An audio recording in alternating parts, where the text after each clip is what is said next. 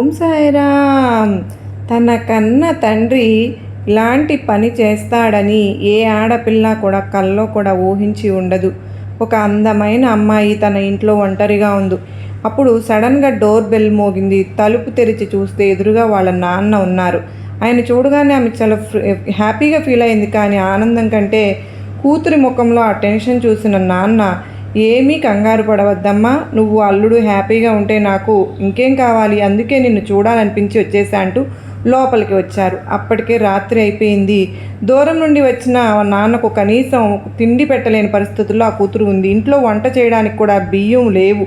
డబ్బాలో ఎంత వెతికినా ఒక గ్లాస్ బియ్యం కూడా దొరకలేదు. తన కూతురు టెన్షన్ పడుతుందని గమనించిన నాన్న ఏదో పని ఉన్నట్లు వంటింట్లోకి వెళ్ళాడు. అక్కడ డబ్బాల మూతలు తీసి చూస్తే అతని కళ్ళల్లో నీళ్లు తిరిగాయి. చిన్నప్పటి నుంచి చాలా గారాబంగా పెంచి అడిగింది కాదనకుండా ఖర్చైనా ఇచ్చి ప్రాణం కన్నా ఎక్కువగా చూసుకున్న తన తల్లిదండ్రులను వదిలేసి 6 నెలల క్రితం పరిచయమైన ఒక అబ్బాయితో వెళ్ళిపోయిన తన కూతురు ఎలాంటి కష్టాలు పడుతుందని ఆయన ఊహించలేకపోయారు. తనను ప్రేమించి పెళ్లి చేసుకున్న అబ్బాయికి జాబ్ లేదు, ఏదో బిజినెస్ చేస్తానని టైంపాస్ చేస్తున్నాడని తన కూతురే బయట ఎక్కడో జాబ్ చేసి ఫ్యామిలీని చూసుకుంటుందని ఆయనకు తెలిసింది. తండ్రికి ఇప్పుడే వస్తాను అని చెప్పి ఆ బాధను తట్టుకోలేక బయటకు వెళ్ళిపోయారు. ఏం చెప్పాలో తెలియక ఆ కూతురు దిగులుగా కూర్చుంది. కొంతసేపటికి వాళ్ళ నాన్న ఆటోలో ఇంటికి వచ్చారు. తనతో పాటు 4 నెలలకు సరిపడా సరుకులు తీసుకుని వచ్చారు.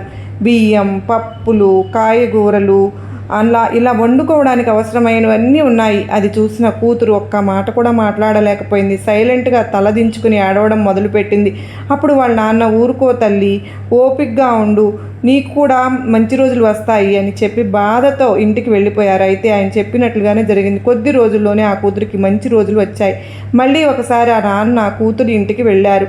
ఇల్లంతా కళకళలాడుతూ కనిపించింది. ఒక పక్క బియ్యం బస్తాలు, వంటింట్లో ఫుల్లుగా సరుకులు. అది చూసి ఆ నాన్నకు ఎంతో సంతోషంగా అనిపించింది. కూతురి ఆనందం కోసం భోజనం చేసి లేచారు. ఇంట్లో నుంచి బయలుదేరుతూ